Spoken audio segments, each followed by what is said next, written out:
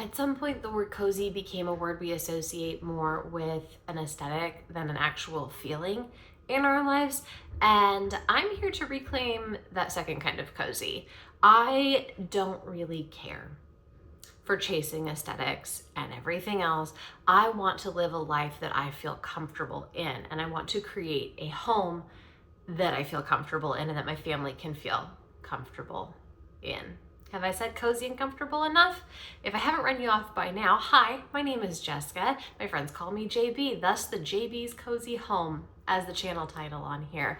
I did try to rebrand this actually right before Christmas time, and then I jumped straight into non-cozy, very frantic crafting for Christmas and abandoned ship on ever explaining the name change. Now that we've gotten through what was probably the most chaotic point of any year in recent history for me, I'm here to kind of chat about where this channel is going and what you're going to be seeing more of around here. It's not going to be a huge change in that I was sharing my crafting and my knitting specifically right before Christmas and trying to document all of my knitting projects in the lead up to like Christmas gifting and that sort of thing. We will still be chatting crafting because that's something that I enjoy and makes me happy and fits into that coziness umbrella, right? The big change is that I want to change my environment around me to be a more comfortable place to do those projects and work on those knitting projects and all the other crafty things that I have had going on that have just had to be shoved into random places that I can find to do them rather than having designated spots. So for some backstory, we are a military family, so we move a lot. Also, as part of that, my husband spent the last 2-ish years in a different country, and as a result, my kids and I lived with my mom during that time, and it was great, but all of our stuff was in storage for that time. And then we got this house that I'm in currently last April, but 2 weeks ago was really, well, January 1st-ish was my first time living full-time in this house, and I went straight into like a big project, traveled to Florida for like a little over a week, and then have finally come back, and the kids started a new school, and I have mountains of laundry directly on that side of the camera. Yes, I'm staring at it as I'm filming myself talking, and it's doing wonders for my blood pressure. So it was just a very chaotic start to the year. Now that we are entering February, I have finally had a chance to kind of sit down, calm down, evaluate what we've got going on. I had some other last minute projects that I had to get done. Those are completed. I have very few must-dos on my plate at the moment. So it's finally time to start unpacking my house. A lot of it is unpacked. It's very livable. Like obviously the kitchen has been functional for months. But we do still have boxes of stuff out in the garage that haven't been touched yet. And I have things just kind of shoved willy-nilly through the house because I was never here long enough to create systems that actually worked. So now that things have settled down a bit, I want to take my house from being something that I just look at and feel overwhelmed and like I don't know how to even tackle what's going on to somewhere that I actually want to be. And I think that's a general, more broad sense for my life as well. Like I'm going to do like a vlog style video, hopefully every week here through the rest of the year, and just kind of go through the process of living a life that I enjoy. Because I feel like so often I push it off and it's, oh, I just have to get through this. I just have to get through this.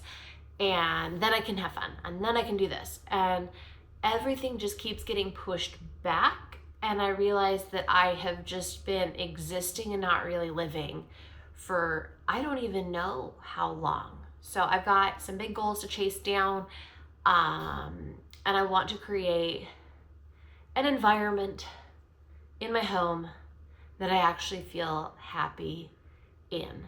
So that's the big goal. You're gonna see lots of the crafting stuff, cleaning, organizing, for now. Hopefully that gets less as I get everything done. And then we are facing down a move again within the next year and a half or so, probably sooner.